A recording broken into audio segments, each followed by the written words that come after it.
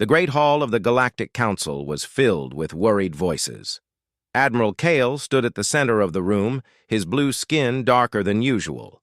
Around him sat the leaders of 12 different alien races. All of them looked scared. "Show them the reports," Kale said to his aide. The hologram above their heads flickered to life. It showed the remains of a destroyed fleet. Twisted metal floated in space like broken toys. The ships had been torn apart by weapons no one could identify. This was the 4th battle group, Kale explained. 27 ships, all destroyed in less than an hour. Counselor Veth, a tall creature with 4 arms, leaned forward. "What destroyed them?" The survivors say it was a single ship. A human ship. Laughter filled the room.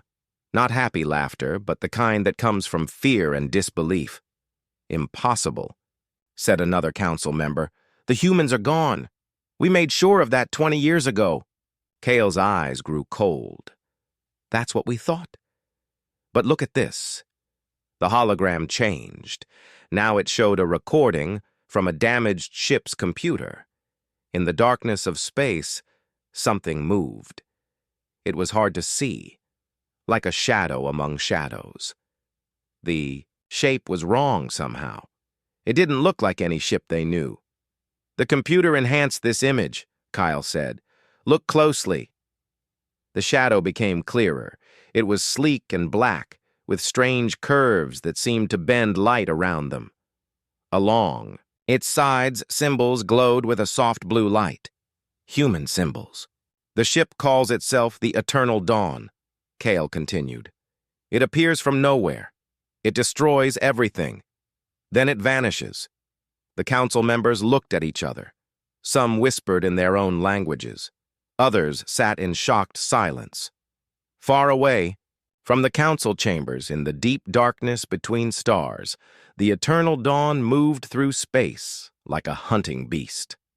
Its hull was black as night, covered with metal that seemed to drink in starlight. Inside the ship, Captain Hyun-woo stood. On the bridge, watching the stars. Hyun-woo was not a tall man, but everyone on his ship respected him. His dark eyes had seen too much pain. His hands were steady, even when making the hardest choices. On his uniform, he wore a small pin shaped like Earth. It was all he had left of his home world. "Captain," said So Young from her station. She was the ship's chief engineer, a woman who could make broken things work and impossible things happen. "We're getting reports from our spies. The aliens are starting to believe we exist." Hyun-woo nodded slowly. "Good. Fear will make them careless." Behind them, Tae-min worked at his communications station. He was young, barely 25, but his skills with alien computer systems were extraordinary. His fingers danced over the controls as he listened to enemy transmissions. "Sir," Tae-min said, "I'm picking up hegemony fleet movements. They're gathering ships near the Kelvar system." "Supply convoy?" So Young asked. "Bigger than that. Looks like a war fleet." Hyun-woo smiled, but it wasn't a happy smile. "They're finally taking us seriously." The bridge of the Eternal Dawn was different from any other ship in the galaxy. Human and alien technology mixed together in ways that shouldn't work, but did. So Young had spent 15 years figuring out how to make alien machines think like human minds. The ship itself was a miracle of engineering. Built in secret over many years, it used salvaged alien technology combined with human creativity. Every system had been improved, modified, and made better. The result was something the galaxy had never seen before. In the ship's medical bay, Dr. Dong-hyun checked on the newest refugees. These humans had been rescued from an alien labor camp 3 days ago. They were thin and scared but alive. That was what mattered. "How are they adapting?" Hyun-woo asked as he visited the medical bay. "Better than expected," Dong-hyun replied. "Humans are tough. We survive." "We do more than survive," Hyun-woo said quietly. "We remember." The captain walked through the ship's corridors. 200 people lived aboard the Eternal Dawn. They were engineers, scientists, soldiers, and survivors. Some had escaped when Earth was destroyed. Others had been rescued from alien prisons. All of them had one thing in common. They refused to give up.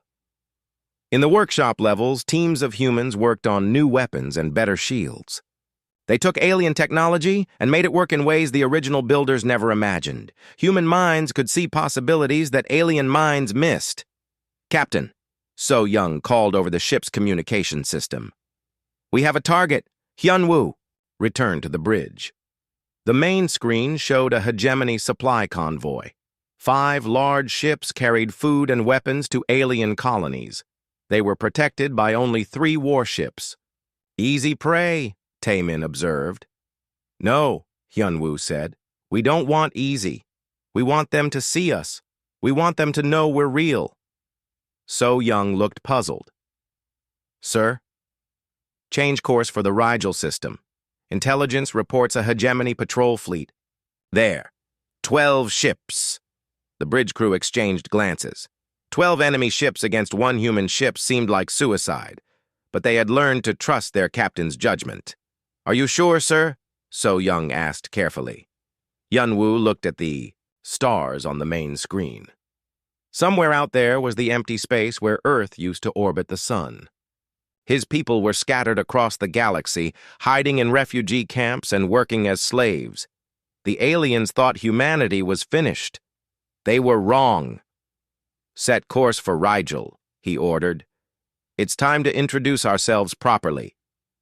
The Eternal Dawn turned in space, its strange engines making no sound. As it began to move faster, the ship seemed to fade from normal sight. So Young's stealth systems were based on alien technology, but improved with human understanding. The ship could hide from almost any sensor.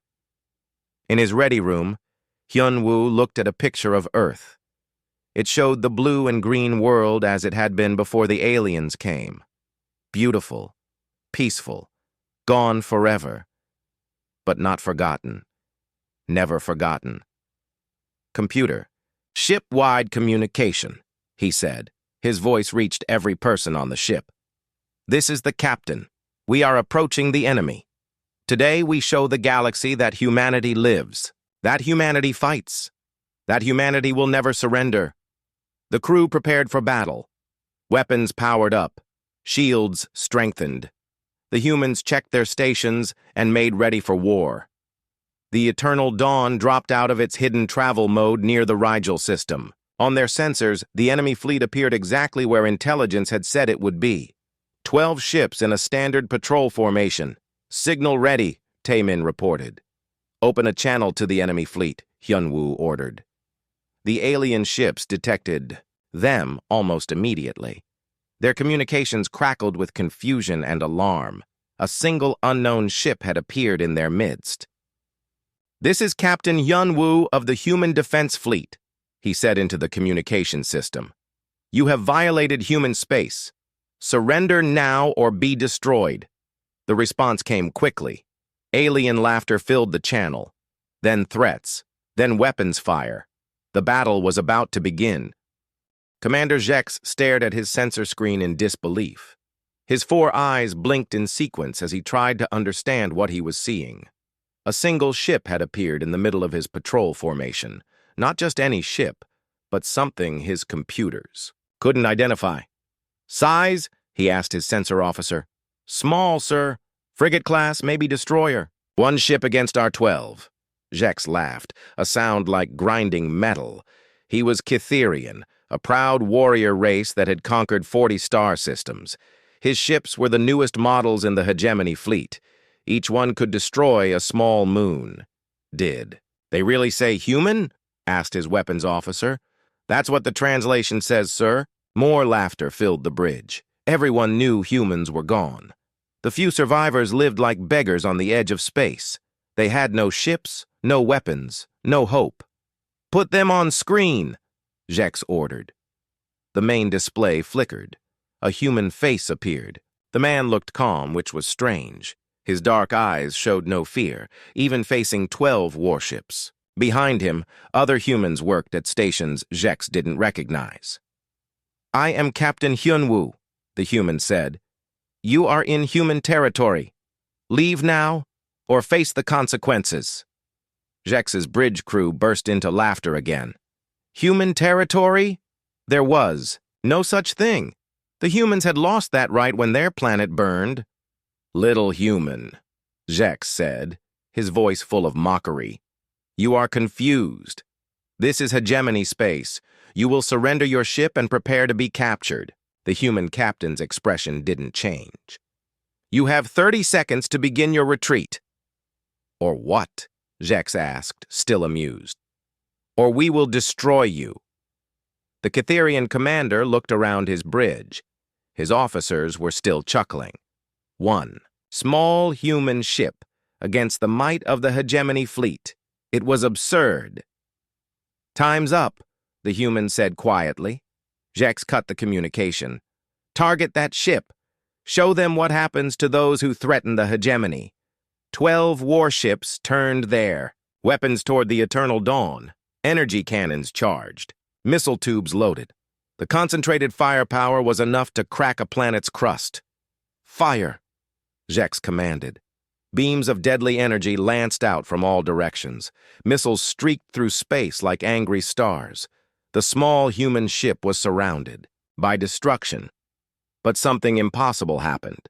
The weapons passed right through the eternal dawn like it wasn't there. "What?" Jex whispered.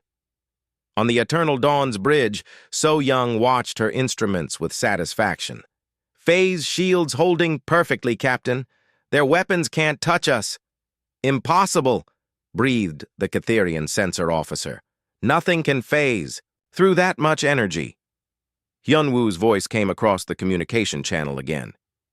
"Your turn." The eternal dawn suddenly became solid again. Its weapon systems came online. But these weren't normal weapons. So Young had spent years studying alien technology and finding its weaknesses.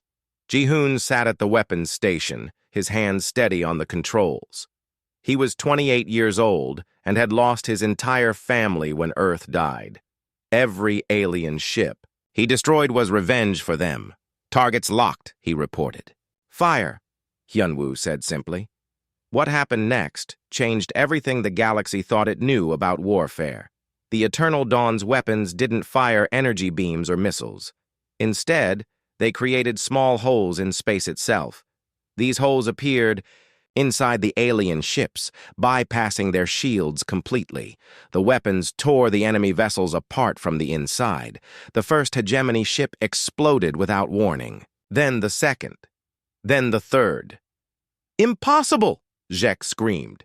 "Return fire! All ships, return fire!" But the human ship was moving now. Yun-ha, the navigation officer, guided them through the alien formation like a dancer through raindrops. Her understanding of three-dimensional movement was perfect. The Eternal Dawn twisted and turned, always one step ahead of the enemy weapons. "How are they moving like that?" demanded Jex's pilot. "No ship can change direction that fast." The answer was human engineering. So Young had redesigned the ship's engines to work with human reflexes instead of alien computers. Where alien ships needed time to calculate course changes, humans could react instantly. Another enemy ship died, then another. The hegemony formation was falling apart. "Sir," called the communications officer on Jex's ship, "the other ships are requesting orders. They don't know how to fight this thing." Neither did Jex. In all his years of battle, he had never seen anything like this. The human ship seemed to know what his fleet would do before they did it. The truth was that humans thought differently than aliens. While aliens followed predictable patterns, humans could be creative and chaotic. This made them impossible to predict in battle. "All ships target the space around the human vessel," Jex ordered. "Fire everything." It was a desperate plan. If they couldn't hit the ship directly, maybe they could create an explosion big enough to catch it. But Hyunwoo had expected this. "So Young, activate the spatial distorter." "With pleasure, Captain." The space around the Eternal Dawn began to bend. The alien weapons fire curved away from the ship like water flowing around a rock. Some of the shots even turned back toward the ships that fired them. "This is madness," whispered Jex's weapons officer. More hegemony ships exploded. The proud fleet was being destroyed by a single human vessel. Jex watched his screens in growing horror as ship after ship vanished in balls of fire. "Sir," his communications officer called urgently. "Emergency transmission from High Command. They're asking for our status." "Tell them," Jex paused. What could he tell them? That one human ship was destroying his entire fleet? No one would believe it. Another explosion lit up space. Only 3 hegemony ships remained, including Jex's. "Flagship. Captain," Taemin reported from the Eternal Dawn. "We're receiving surrender signals from 2 of the remaining ships." "Accept their surrender," Hyun-woo replied. "But keep the command ship. I want to talk to their leader." Ji-hoon's weapons reached out again. 2 more enemy ships died quickly. And cleanly. Only Jex's flagship remained, floating helpless in space. "Sir," Yunha said quietly, "we could jump to hyperspace now. Mission accomplished." "Not yet," Hyun-woo said. "Taemin, open a channel to the enemy commander." Jex's face appeared on screen again, but now he looked very different. His 4 eyes were wide with fear and disbelief. His proud bearing was gone. "How?" was all he could say. "You destroyed our world," Hyun-woo replied. "Did you think we would just give up and die?" "Your ships, your weapons, they shouldn't exist. Human minds see things differently than yours," Hyun-woo explained. "We take your technology and make it better. We find solutions you never imagined." The human captain stood up from his chair. Around him, his crew worked calmly at their stations. They had just destroyed 11 warships, but they showed no excitement. This was simply their job. "Prepare a boarding pod," Hyun-woo ordered. "We're taking prisoners." "Sir," So-young asked, "what about their distress signal? Other hegemony ships will come looking." "Let them come," Hyun-woo said. "It's time the galaxy knew we exist." 20 minutes later, Commander Jex found himself in the Eternal Dawn's brig. The human ship was even stranger on the inside than outside. Technology from a dozen different species had been combined in ways that made no sense, but somehow worked perfectly. Dr. Dong-hyun examined the alien prisoner with professional interest. "Catherian," he noted. "Strong constitution. He'll survive questioning." "I want him to survive," Hyun-woo said. "I want him to tell his people what happened here." "And what should I tell them?" Jex asked bitterly. "Tell them that humanity remembers," Hyun-woo replied. "Tell them that we're coming home. Tell them that the galaxy is about to change." The Eternal Dawn engaged its stealth systems and vanished from normal sensors. But before it left, Taemin transmitted a message on all hegemony. "Communication frequencies. This is Captain Hyun-woo of the Human Defense Fleet," the message said. "Today you learned that we exist. Tomorrow you will learn what that means. We are not the scattered refugees you thought we were. We are not helpless. We are not gone. We are humanity, and we remember everything you did to us." The message repeated itself across the galaxy. On every hegemony world, in every alien fleet, the transmission played. The myth had become reality. In the Galactic Council chambers, Admiral Kyle received the battle report with growing dread. 11 ships destroyed, 1 captured. No human casualties reported. "Sir," his aide asked quietly, "what are your orders?" Kyle stared at the tactical display. 1 human ship had done this. 1 ship had destroyed an entire patrol fleet. If there were more ships like it, "Prepare a task force," he said finally. "Our largest ships, our best weapons. If the humans want a war, we'll give them one they'll never forget." But deep in his heart, Kyle was beginning to understand a terrible truth. The humans hadn't started this war. They were finishing it. The news spread through hegemony space like wildfire. 11 warships destroyed by a single human vessel. At first, many thought it was a lie or a mistake, but the evidence was too strong to ignore. Admiral Kale stood in his war room, surrounded by holographic displays showing ship movements across 50 star systems. Red dots marked hegemony fleets. Blue dots showed their supply lines. And somewhere in the darkness, a single green dot represented the human ship that had turned their perfect order into chaos. "Status report," Kyle demanded from his aide. 60. Ships are ready for the hunt, sir. Our best vessels from 12 different worlds. Battle Commander Vex is leading the advanced squadron. Kale nodded. Vex was ruthless and efficient. If anyone could destroy this human ship, it would be him. What about the prisoner? The Catherian commander? Commander Vex is being transferred to Intelligence Command. They want to question him about human capabilities. Deep in the interrogation center on Hegemony Prime, Vex sat in a chair that adjusted to his alien body. Across from him, Intelligence Director Quell studied data files with growing concern. "Tell me about their weapons," Quell demanded. "They don't work like normal weapons," Vex replied tiredly. "They appear inside our ships. Our shields mean nothing." "Impossible.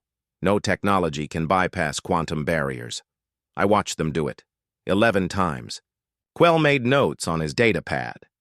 "What about their shields? How did they phase through our weapons?" "I don't know," Vex admitted. "Nothing I've ever seen before." The interrogation continued for hours. Every answer revealed more disturbing facts about human capabilities. Their technology was alien, but somehow better than alien. Their ship moved like a living thing. Their crew worked together in ways that seemed almost magical. Meanwhile, in the empty space between stars, the eternal dawn drifted silently through hyperspace. The ship looked peaceful from the outside, but inside, everyone was working hard. So Young stood in the main engineering section, surrounded by machines that hummed with alien energy. Human engineers worked alongside equipment taken from dozens of different species. They were making improvements and preparing for the next battle. "Status. On the quantum phase generators?" she asked her team. "Running at full efficiency," reported an engineer named Kyung Min. "But we're using a lot of power. Each phase cycle drains our main batteries. Then we need better batteries," So Young said simply. "What about the Catherian power cores we captured?" "Different. Technology base. But I think I can adapt them." This was what made humans special. Where alien engineers followed strict rules and procedures, humans could look at different technologies and find ways to make them work together. They could see possibilities that alien minds missed. In another part of the ship, Yoon Seo worked at her communication station. She wasn't part of the Eternal Dawn's crew, but she was just as important. For 5 years, she had lived undercover in alien space, building a network of human refugees and gathering intelligence. "Captain," she called to Hyunwoo, "I'm getting reports from my contacts. The hegemony is mobilizing everything they have." "How many ships?" 60 confirmed. "Maybe more." Hyunwoo studied the tactical display. 60 ships against 1. The odds were getting worse, but that didn't worry him. Humans had never won by having better odds. "Any word from the other refugee camps?" "Yes, sir. Our rescue team saved 43 people from the mining station at Kepler 7. They're bringing them here." The Eternal Dawn wasn't just a warship. It was also a rescue ship. Every human saved from alien slavery made them stronger. Every refugee brought new skills and knowledge. Dr. Dong Hyun worked in the medical bay, treating the newest rescues. These humans had been forced to work in alien mines for years. They were thin and weak, but their eyes burned with anger and hope. "How are they recovering?" Hyunwoo asked during his daily visit. "Better than expected," Dong Hyun replied. "Humans are tough, but more than that, they're angry. Anger can be a powerful medicine." "Can they fight?" "Give them a week and proper food. They'll fight," the captain nodded. Every human rescued was another person who understood what they were fighting for. Not just survival, but justice. In the ship's workshop levels, teams of humans worked on new weapons and defenses. They had learned much from their first battle. Now they were preparing for bigger challenges. The spatial distortion field needs more power, reported Ji-hoon. If they bring enough ships, they might overwhelm our defenses. Then we need to not be there when they fire, suggested Yun-ha. Better navigation, better speed. What about multiple targets? Asked another engineer. One ship can only be in one place. Hyunwoo listened to their discussion with interest. This was how humans solved problems, not by following rules, but by thinking creatively and working together. What if we don't fight them all at once? He suggested. The room went quiet. Everyone looked at their captain. Hit and run tactics, So Young said slowly. Attack one group, then disappear before the others can respond. Exactly. They want to hunt us like a pack hunting a single animal. But what if the animal is smarter than the pack? Far away, Battle Commander Vex studied star charts in his flagship's war room. He was a member of the Zelkari species, known for their strategic thinking and cold patience. His blue-gray skin was marked with scars from many battles. The human ship was last detected in the Rigel system, he told his officers. They destroyed the patrol fleet and vanished. But ships leave traces. We will find them. Sir, asked his navigation officer, what makes you think we can succeed where others failed? Because I understand what we're fighting, Vex replied. This isn't a normal enemy. They don't think like us. They don't fight like us. So we must change our tactics. Vex was smarter than Commander Zex had been. He didn't underestimate the humans. But he also didn't understand just how different they really were. The first engagement came 3 days later in the Kelvar Nebula. Vex had positioned his ships in a careful formation, hoping to trap the human vessel. The nebula would limit visibility and sensor range, forcing a close-range fight. Contact, reported his sensor officer. Single ship, bearing 27 Mark IV. All ships, prepare to engage. Remember, this enemy is dangerous. The eternal dawn appeared on their screens like a ghost emerging from the nebula's swirling gases. It moved differently than before, faster and more aggressively. Fire! Vex commanded. 20 ships opened fire at once. Energy beams and missiles filled the space where the human ship had been. But it was already gone, moving through the nebula like it could see perfectly while they were nearly blind. How are they navigating? Demanded Vex. The nebula should block their sensors too. He was right about alien sensors. But humans had evolved on a world with weather and storms and darkness. They could navigate by instinct and intuition in ways that alien computers couldn't match. The eternal dawn struck back. Its strange weapons reached out and touched 3 alien ships. They exploded in brilliant flashes that lit up the nebula like lightning. Evasive maneuvers, Vex ordered. But the human ship was already gone, vanished back into the swirling gases. It reappeared on their other flank and destroyed 2 more vessels. Then it disappeared again. Sir, his communications officer called urgently. We're losing formation. The ships can't maintain position in this nebula. Vex realized his mistake. He had chosen this battlefield thinking it would limit the humans. Instead, it gave them every advantage.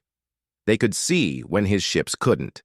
They could move when his ships were lost. All vessels, withdraw from the nebula, he ordered.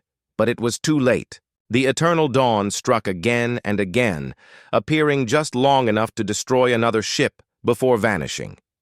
By the time Vex's fleet escaped the nebula, they had lost 23 vessels. The humans had won again. Status report, Admiral Kale demanded when he received Vex's transmission. 23 ships destroyed, sir. No damage to the enemy vessel. They're not fighting like anything we've ever seen. Kale closed his eyes. 84 ships lost in total, all to 1 human vessel. The Galactic Council was demanding answers he didn't have. Sir, his aide said quietly, Intelligence has new information about the humans. What kind of information? They weren't completely wiped out when Earth was destroyed. A small fleet escaped. They've been hiding and building for 20 years. Kale felt cold fear creep up his spine. How many ships? Unknown, sir. But if this one vessel is any example... The Admiral didn't need the sentence finished. If there were more ships like the Eternal Dawn, the hegemony was facing its greatest threat in centuries. On the bridge of the Eternal Dawn, Hyun-woo watched the enemy fleet retreat. His crew worked calmly at their stations, already preparing for the next battle. "Course, Captain?" asked Yun-ha. "Take us to coordinates Yun-seo provided. There's another refugee camp that needs liberating." "And after that?" Hyun-woo smiled grimly. "After that, we show them what real fear looks like." Admiral Kale walked through the deepest levels of Hegemony Central Command. These corridors were old and cold, built into the rock of an asteroid that had been turned into a fortress long ago. Down here, in the classified archives, lay secrets. That could change the galaxy. Archival Director Keth waited for him in the main vault. The old creature was one of the few beings allowed access to the most dangerous information in hegemony space. His 6 eyes studied Kale with ancient wisdom. "You seek information about the human extinction," Keth said. It wasn't a question. "Everything we have," Kale replied.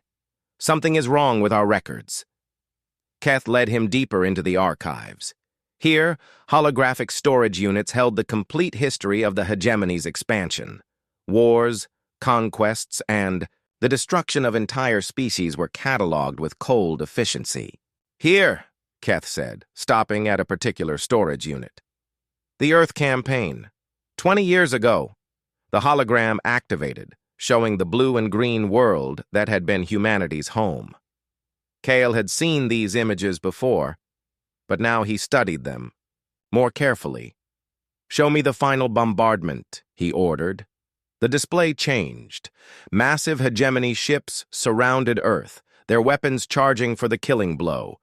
Energy beams lanced down from orbit, turning the planet's surface into glass. "And fire." "Wait," Kale said suddenly. "Go back. Show me the orbital scan before the attack." The image shifted. Now it showed Earth's space around the planet. Hundreds of small ships moved in desperate patterns, trying to escape the coming destruction. "How many ships escaped?" Kale asked. Keth consulted his records. "Official report says none. All human. Vessels were destroyed or captured." "Show me the tracking data." More displays activated. Kale watched as red dots representing human ships winked out one by one as they were destroyed. But something bothered him about the pattern. "These ships here," he pointed to a group of dots that vanished together. "They're not showing destruction signatures. They're showing hyperspace jumps." Keth's 6 eyes blinked in sequence. "Impossible. Our sensors would have detected escaping vessels, unless they had help," Kale said quietly. "Show me the fleet positions during the attack." The display revealed something that made Kale's blood run cold. Several hegemony ships had been positioned perfectly to block sensor coverage of one small section of space. In that blind spot, human ships could have escaped without being detected. "Who commanded those blocking ships?" Kale demanded. Keth checked his files. "Admiral Jorth of the Regellian Fleet. He died in battle 3 months after Earth's destruction." "How convenient," Kale muttered. "Show me everything we have on Admiral Jorth." The records painted a picture of a successful military leader, but one with some unusual traits. Jorth had requested specific ship positions during the Earth attack. He had also been known for treating alien prisoners well, sometimes even releasing them. "This Admiral Jorth," Kyle said slowly. "I think he let some humans escape." "But why would he do that?" Kyle didn't answer. He was studying more records, looking for patterns. What he found was disturbing. Over the past 20 years, several high-ranking hegemony officers had died in suspicious circumstances. All of them had been involved in the Earth campaign. Someone has been killing the officers who knew the truth, he realized. Meanwhile, far from the archives, the Eternal Dawn moved through space toward its next target. In the ship's workshop, Professor Minho worked on his greatest creation. The old man was nearly 70, but his mind was still sharp as a blade. Minho had been Earth's greatest scientist before the attack. He had designed the Eternal Dawns, impossible technology by combining human creativity with alien science. But the ship was just the beginning of his work. "Status on the quantum matrix?" he asked his assistant. 93% complete, Professor. But the power requirements are enormous. "Power we will have," Minho said confidently. "So Young's teams have recovered 3 more alien reactor cores. Soon we will have enough." The quantum matrix was Minho's masterpiece. It would allow the Eternal Dawn to do things that were theoretically impossible. But it also represented something more dangerous than any weapon. In another part of the ship, Jin-A prepared her fighter squadron for launch. She was 26 years old and had never seen Earth, but she carried its memory in her heart. Her pilots were all refugees like herself, trained in secret over many years. "Remember," she told her team, "we're not just fighting for ourselves. We're fighting for every human who died believing we were forgotten." Her fighters were small but deadly. Like everything else aboard the Eternal Dawn, they used technology that alien minds couldn't understand. They could phase through shields, appear from nowhere, and vanish before enemy weapons could target them. Captain Haiyan Wu visited the fighter bay before the mission. "Are your people ready?" "They've been ready for 20 years, sir," Jin-A replied. "The question is whether the galaxy is ready for us." "It doesn't matter if they're ready," Hyun-Woo said. "What matters is that we are." The target was a hegemony research station in the Altair system. Intelligence reports suggested they were studying captured human technology, trying to understand how to fight it. That could not be allowed. "Approaching the target," reported Yoon-Ha. "From the navigation station." "Enemy ships?" asked Hyun-Woo. 15 vessels, standard defensive formation. They're expecting us, Captain." So-Young looked up from her engineering station. "Sir, I'm detecting some kind of new energy signature from their ships. They've modified their weapons. Adapted to fight us? Trying to, but they don't understand how our systems really work." This was the fundamental problem the aliens faced. They thought in rigid patterns, following rules and procedures. When something new appeared, they tried to categorize it and respond according to established protocols. Humans didn't work that way. Human technology evolved and adapted constantly. Every battle taught them new things. Every enemy mistake showed them new possibilities. "Launch fighters," Hyun-Woo ordered. Jin-A's squadron burst from the Eternal Dawn's launch bays like angry wasps. Their small ships moved in patterns that confused alien targeting computers. They struck the enemy formation from 6 different directions at once. "Direct hit on their command ship," reported Jin-A. "But their new shields are stronger than expected." "Adapting," Hyun-Woo said calmly. "Ji-Hoon, recalibrate our weapons for enhanced penetration." "Already working on it, sir. Human intuition is faster than alien adaptation." The battle lasted 18 minutes. When it was over, 12 enemy ships were destroyed, and the research station was captured. The hegemony's attempt to adapt had failed, but more importantly, they had captured something valuable. The station's computers contained detailed files on the human hunt. Admiral Kale's plans, ship movements, and strategic thinking were all revealed. "Interesting," Hyun-Woo said as he reviewed the intelligence. "They're learning about us faster than expected." "Should we be concerned?" asked So-Young. "No, let them learn. Every fact they discover will only make them more afraid." Tae-min looked up from his communication station. "Captain, I'm receiving a transmission from Admiral Kale himself. He wants to talk. Put him through." The main screen activated, showing Admiral Kale in his command center. The alien leader looked tired and worried. Behind him, tactical displays showed the scale of his losses. "Captain Hyun-woo," Kale said formally. "I know what you are now. Do you? Your people weren't completely destroyed. Some escaped. You've been building and preparing for 20 years. Hyun-woo nodded slowly. "Very good. What else have you learned? Your technology is beyond anything we've seen. Your ship is just one vessel, but it fights like an entire fleet." "Still catching up," Hyun-woo observed. Kale leaned forward. "What do you want? Revenge? Territory? What will it take to end this?" "Wrong question," Hyun-woo replied. "The right question is, what will it take to save your civilization?" "What do you mean? You think this is about one ship, one captain, one crew? You're wrong. This is about humanity returning to claim its place in the galaxy." The transmission ended. Kyle stared at the blank screen with growing dread. One ship had already cost him nearly 100 vessels. If there were more— "Sir," his aide said quietly, "long-range sensors are detecting multiple unknown contacts approaching from deep space." "How many?" 30 ships, sir, all using the same stealth technology as the human vessel." Kyle felt the bottom drop out of his world. 30 ships like the Eternal Dawn. Against that force, even his greatest fleet would be helpless. "Alert all commands," he ordered. "Prepare for full-scale war, and send a message to the Galactic Council. Tell them the humans have returned." On the bridge of the Eternal Dawn, Hyun-woo watched the stars with satisfaction. Soon, the hidden fleet would reveal itself.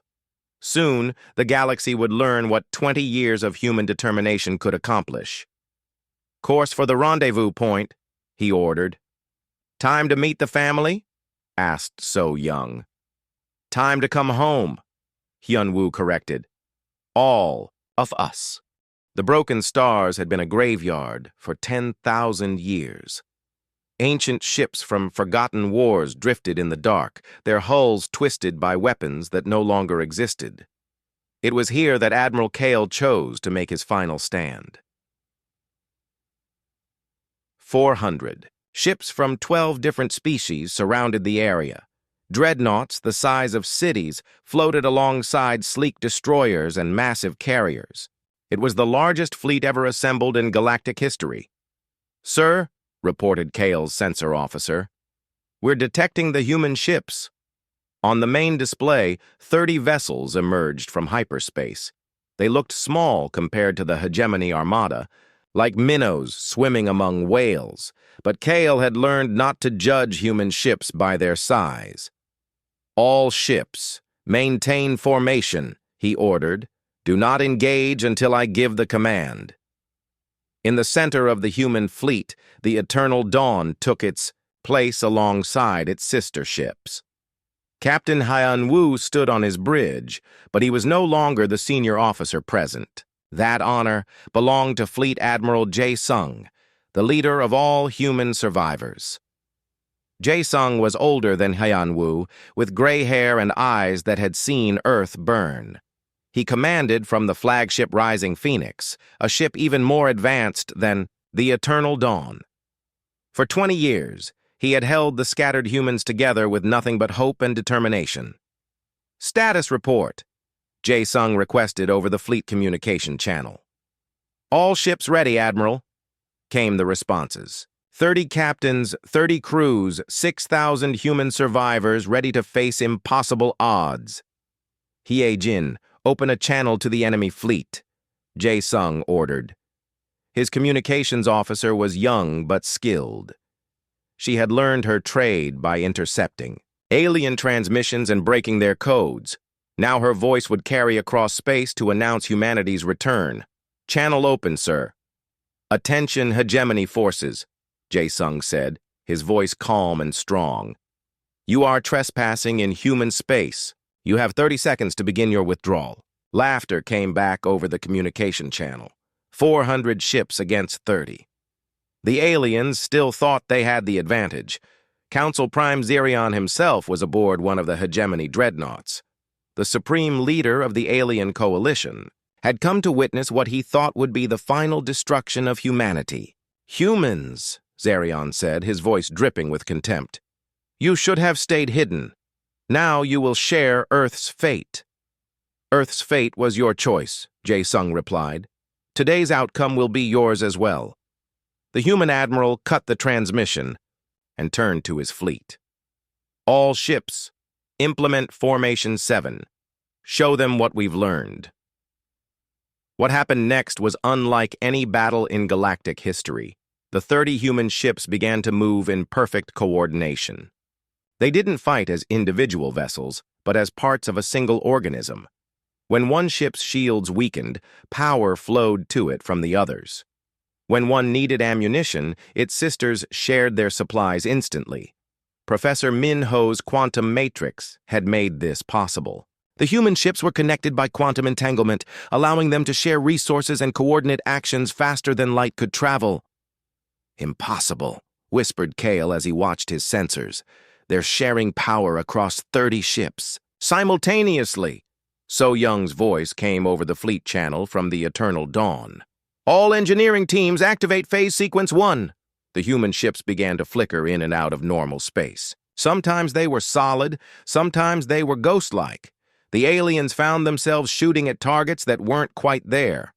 "Return fire," ordered Council Prime Zarion. 400 ships opened up with everything they had, the space between the fleets filled with deadly energy. But the human ships danced through the destruction like it was rain. Ginny led her fighter squadron out from the carrier New Earth. Behind her flew 300 small craft, each one piloted by a human who had grown up planning for this moment. "Remember," she told her pilots, "we're not just fighting for victory, we're fighting for the future." The human fighters moved through the alien formation like schools of fish through a coral reef. Their small size and incredible maneuverability made them almost impossible to hit. But their weapons were deadly accurate. "Sir," reported Kale's weapons officer, "the fighters are targeting our power cores directly. They're ignoring our armor and shields." This was human strategic thinking at its finest. While aliens focused on overwhelming firepower, humans looked for weak points and exploited them with surgical precision. The first alien dreadnought exploded when human fighters destroyed its main reactor. The massive ship broke apart in a chain of secondary explosions that lit up the battlefield like a dying star. "Adapt formation," Kale ordered desperately. "Protect the power cores." But adapting was exactly what the humans had expected. As the alien ships moved to defend themselves, they created gaps in their formation. The human fleet struck through these gaps like lightning through storm clouds. Captain Hyunwoo guided the Eternal Dawn through the enemy formation with deadly grace. His crew worked with the efficiency of long practice, their weapons reaching out to touch alien ships with lethal precision. "Target their command structure," he ordered Ji-hoon. "Cut off their coordination." The human weapons found alien command, ships, and communications relays. Without central coordination, the massive alien fleet began to fall apart. Ships collided with each other. Friendly fire incidents increased. The perfect formation became a confused mess. "Sir," called Tae-min from his communications station, "I'm picking up panic transmissions from multiple alien ships. They're requesting permission to retreat." "Denied," came Zarion's angry response over the alien channels. "All ships will fight to the last." But discipline was breaking down throughout the alien fleet. Captains who had never faced anything like this began making desperate decisions. Some tried to ram the human ships. Others focused all their fire on single targets, ignoring everything else. Fleet Admiral Jae-sung watched the battle with calm satisfaction. This was exactly what they had planned for. 20 years of preparation, 20 years of building and training and hoping. Now it was all paying off.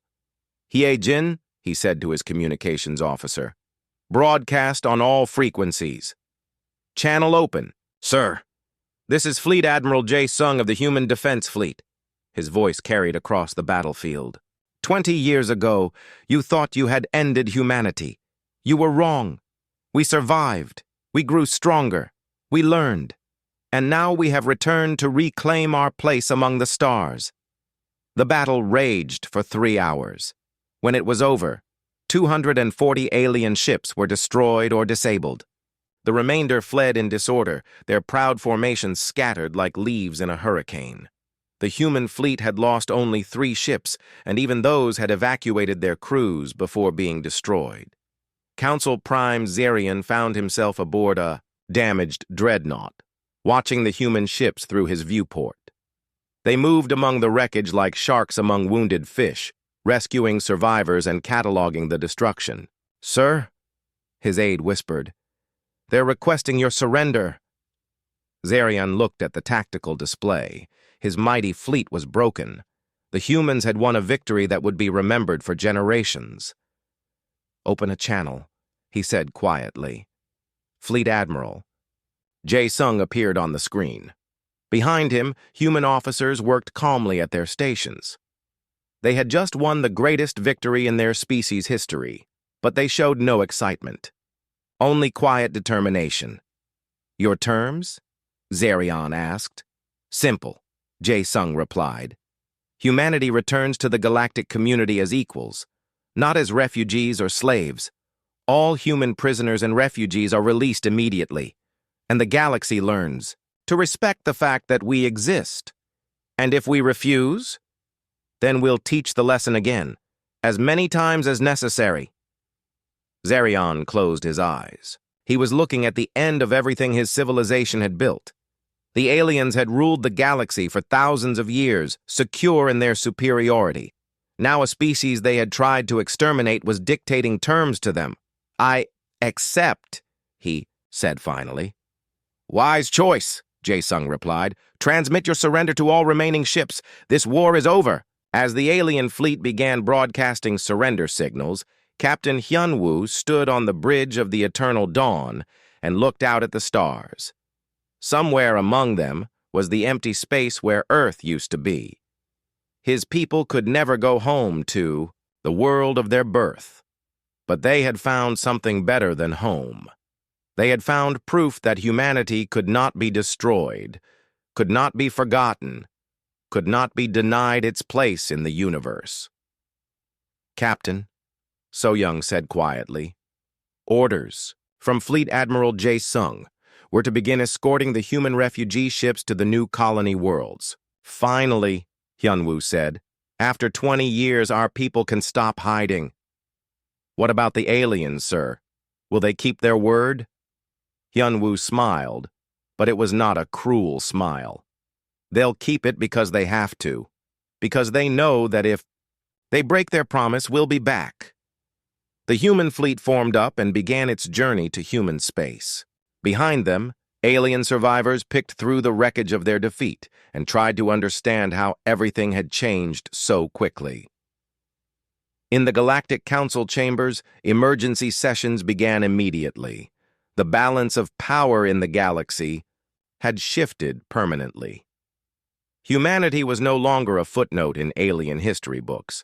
They were a force that could not be ignored, and in the deep space between stars, other species that had been conquered by the